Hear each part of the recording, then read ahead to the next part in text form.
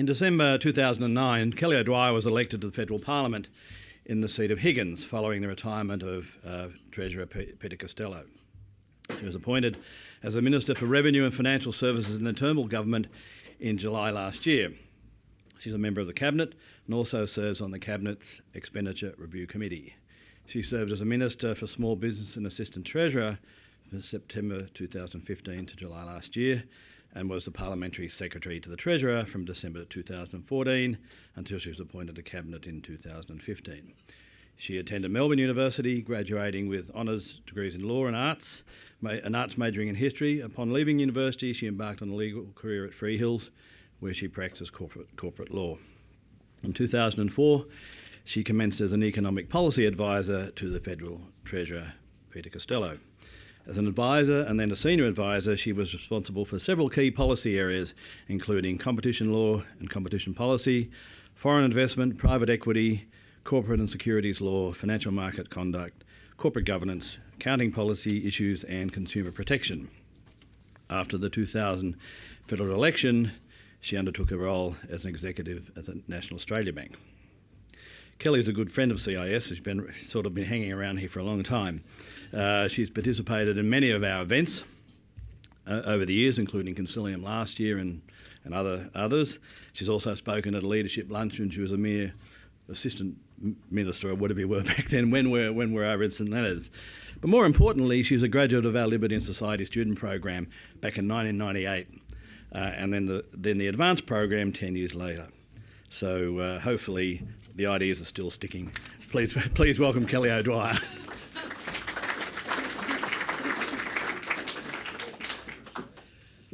No pressure with that introduction. In fact, Greg does remark that I think my husband and I were the first married couple to go to the Advanced Liberty and Society special forum that they do conduct. And I have to commend again the work of the CIS. It's a great pleasure to be here, and I really appreciate that very warm welcome, because the Centre of Independent Studies has for so many years now been such a vital institution and a strong voice for good public policy in Australia. And it's hard to believe that it was almost 2 years ago that I was standing before you, and I spoke to many of you on that day about Australia's future prosperity. But I focused particularly in that speech on the importance of fairness to the reform process and the need for good public policy advocates to reclaim the fairness agenda. And it was a speech that you may recall ruffled a few feathers beyond this wall, which I know Greg always likes. And you may recall that on that day I mentioned that I wanted to talk again about enterprise, and I didn't have the opportunity during the time that was available to me on that day to explore that in any detail. So that's the theme I'm going to revisit here today. And I'm going to do that in the context of the Turnbull government's plan for tax reform and for delivering greater prosperity for all Australians. Now, as all of you know, we went to last year's election with jobs and growth at the heart of our campaign. That was hardly surprising. Jobs and growth are, after all, how you build a strong and prosperous nation. That is something that the Coalition has always understood. And over the course of 8 long weeks, these 3 words were repeated again and again, as political campaigns demand. However, while it was undoubtedly the right focus, some at the time dismissed these words as meaningless. Yet nothing could be further from the truth. A growing economy pays for our much valued social safety net. It pays for our health and our education systems. It pays for national security and vital infrastructure. A growing economy leads to jobs, and jobs create purpose, opportunity and security, bolstering living standards and our economy. Ultimately, though, the bedrock on which jobs and growth are founded is enterprise. After all, 87% of all jobs in Australia are in the private sector. And it will be enterprise that continues to not only shape our present, but also our future. Encouraging enterprise must be the driving force behind reforms to Australia's tax system. Reward for effort, not the politics of envy, is the way forward if we are to prosper in these rapidly changing times. And this is especially evident when it comes to company tax. Australia's company tax rate, as most of you know, has remained at 30% for more than 15 years.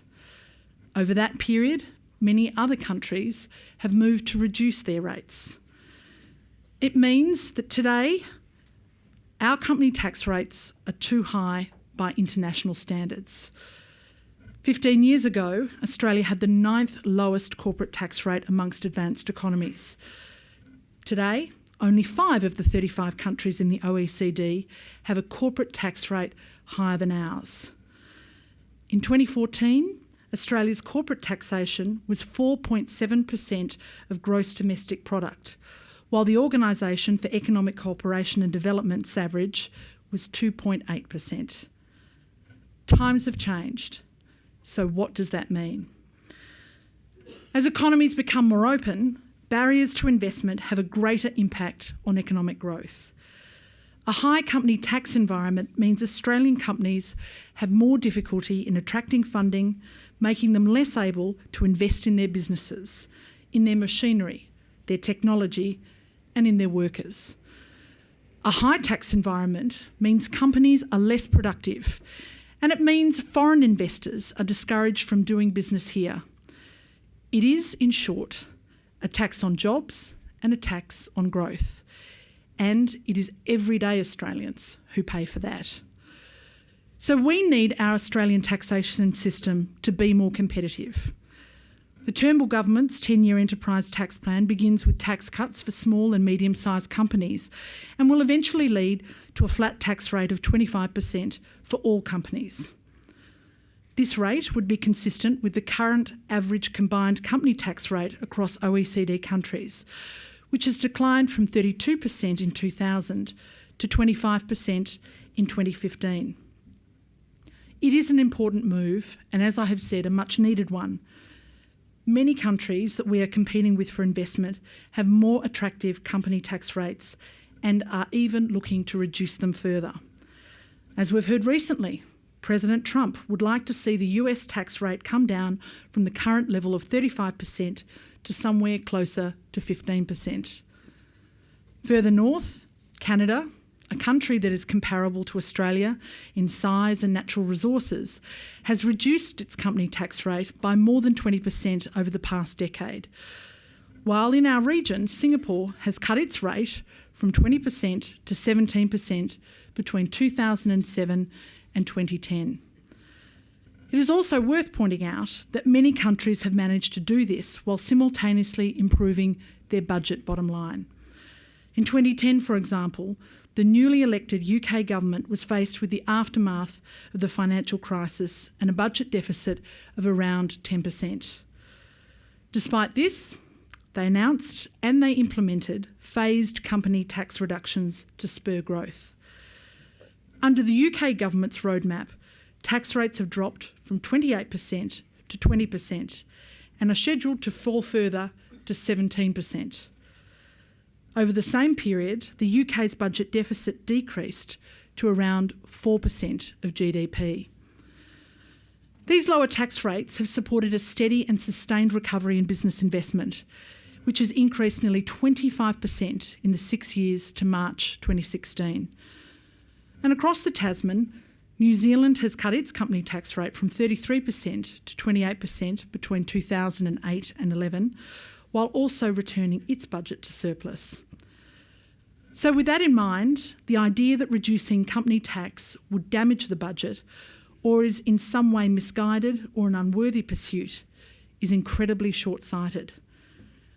Of course, such actions cannot be taken without firm commitment to budget discipline, but it is false to suggest that tax cuts or budget discipline is an either-or choice. Indeed, last night, the independent governor of the Reserve Bank, Philip Lowe, said, "Like other countries, we face the challenge of responding to international tax competition while achieving a balance between recurrent spending and fiscal revenue." But maybe, just maybe, we should think about it another way. At the moment, the UK is like a petrol station, hanging a headline price of 20 cents out the front for international investors. The UK sign has been gradually ticking down and business has been performing well, so much so that it's looking to lower it further to 17 cents. The US is talking about hanging a sign saying 15 cents and making the station more user-friendly.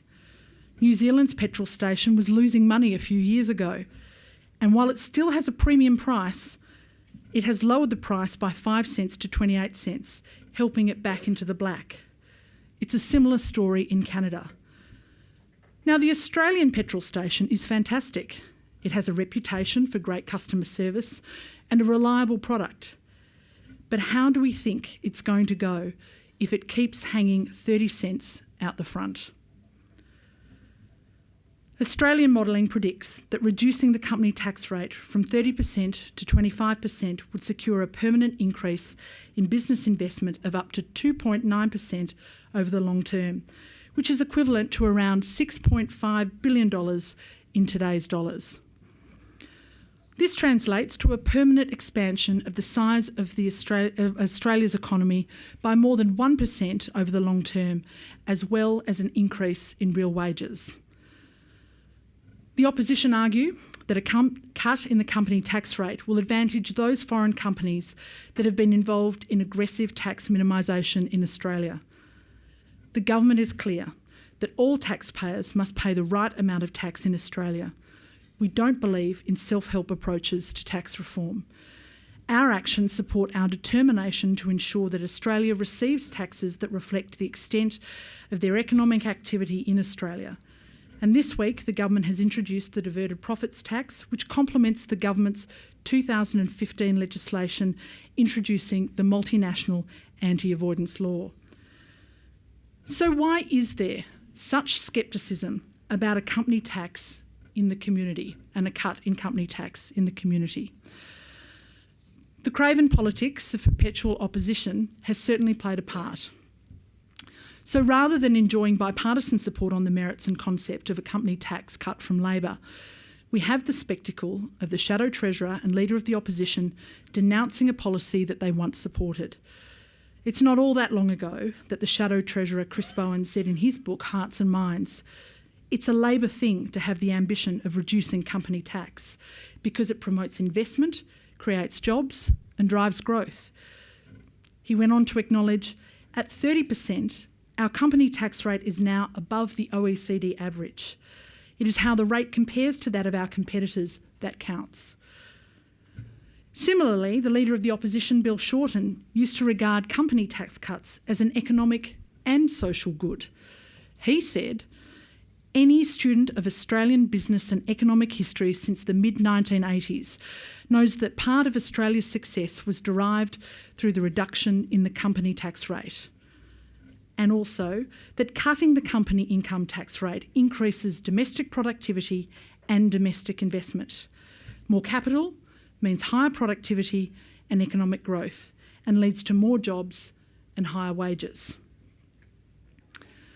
Undoubtedly, in the Twitter age, there is also a challenge in holding people's attention long enough to win the argument. After all, the arguments I have articulated necessarily take more than 140 characters to articulate, let alone substantiate. But in truth, I think the real problem is that for those of us who are economically responsible, we have spent too much time arguing the utilitarian argument and not enough time prosecuting the values case. We need to argue both.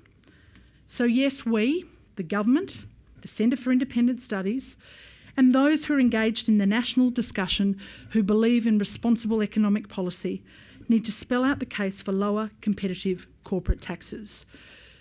We need to argue that Australia is reliant on external capital. We need to explain that we have run a current account deficit for 49 out of the past 50 years. We need to explain that this means that we rely on international capital to support job creation across the economy and our standard of living. And we need to explain that capital is mobile and that Australia's tax rate needs to be internationally competitive in a world where other advanced economies have lowered their tax rates. We need to explain that employees and the underemployed and the unemployed seeking work are the key beneficiaries of reduced company tax, with years of research showing that company tax is overwhelmingly a tax on workers and their salaries. These are compelling arguments, and we need to make them. But even more importantly, we need to better define what enterprise really means, what companies are, and to make sure they are seen for what they are: collections of individuals who are in turn members of families and communities. It's too easy to think of companies as large, disconnected, impersonal masses. In an era where many accept our nation faces significant challenges, but few are prepared to accept change in government policy that might affect them, large, disconnected, impersonal masses are an easy target. Few have instinctive sympathy for them. Indeed, many have antipathy. But we need to recognise and highlight that companies are simply vehicles for individuals. Regardless of size, they represent individuals voluntarily coming together to take risk and to invest their capital. Sometimes those funds are invested directly, sometimes through superannuation funds. But ultimately, the funds come from individuals' salaries or pockets. Companies also represent individuals voluntarily coming together to work as employees or contractors, to provide for themselves and their families, and to pursue the dignity that comes with that. And they provide goods and services for other individuals to enjoy. So taxes on companies are taxes on individuals. That's true regardless of size. It's easier to see for small incorporated businesses, but it's also true for listed companies. That places a strong moral obligation on governments to keep that tax as low as reasonably possible. Any tax on an individual, whether direct or indirect, no matter how justifiable, is ultimately an infringement on that individual's freedom. That is a compelling argument in its own right. But with company tax, there is the added dimension that the tax hits individuals who are actively seeking to get ahead or to be self-reliant. Individual investors wanting growth find their companies face high cost of capital and less incentive to take risks that growth necessarily entails. In turn, that can lead to lower capital growth and lower long-term returns for those individuals.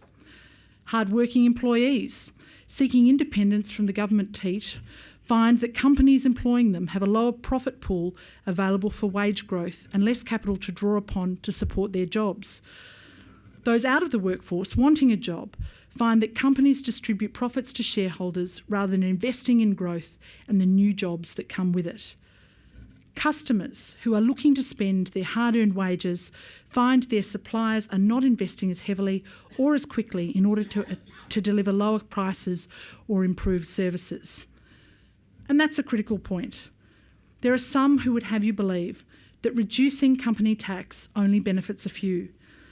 In reality, however, most of the long-term benefits of a lower company tax rate will go to workers and households through increases in after-tax real wages and permanently higher consumption. So rewarding companies for their efforts and encouraging enterprise would be a win for all Australians. But it is not only reducing company tax that can make a difference. As I said, enterprise is about everyone in the community. Individuals like my grandparents, Alec and Gwen, who started a small business from their rented home. She made felt ties and he sold them door to door. That enterprising spirit later led them to open a milk bar and then a grocery store. Each endeavour was a risk that fortunately delivered rewards.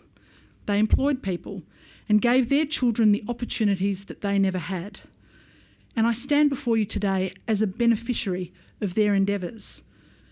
And it is why I, along with my colleagues, know that you create growth and deliver jobs by supporting enterprise, not discouraging it. To do this, people also need more money in their pockets and the belief that if successful, they will be rewarded. That is why the government has, under our tax plan, already lowered personal tax, and further reductions will remain a goal for us. Because Australia, I'm sure we can all agree, relies too much on personal income taxes, particularly when compared to other developed countries and our Asian neighbours. In fact, Australia's reliance on income taxes remains largely as it was in the 1950s and is projected to increase further as a result of bracket creep. This phenomenon, which is really a stealth tax, reduces incentive and proportionally affects lower and middle income earners much more than high income earners. So, as I have said, we have made a start on preventing that from happening. Last year, we delivered through the Parliament an increase in the upper threshold for the middle tax bracket, raising it from $80,000 to $87,000, which took effect from the 1st of July 2016. This action provided modest relief for more than 3 million hard-working Australians and will keep around 500,000 people out of the second highest tax bracket until 2019-2020, rather than, as was scheduled, this current financial year. In short, it maintains that the reward for effort that was being eaten away by bracket creep will be returned to them, and it will also help to keep Australia more competitive. In similarity to company tax, many of our overseas competitors are promising to reduce tax levels on labour income and increase a number of tax brackets that are used. For example, in the US, the Trump administration has committed to reducing the number of income tax brackets from 7 to 3 and lower tax rates. And in the UK, the personal allowance, which is similar to our tax-free threshold, is being increased, as is the threshold for the 40% rate. This is something that the government is very conscious of. We live in an age where people are more mobile than ever before, and that means that they can go to where the rewards are the greatest. We need to make sure that we continue to attract and retain talent so that they can contribute to making Australia a more prosperous nation. So let me finish by thanking the Centre for Independent Studies for once again inviting me to speak to you. Our agenda is one that is delivered by our belief in enterprise, our determination to support bold endeavours and to reward Australians for their efforts. That is the way forward in 2017 and beyond. Thank you.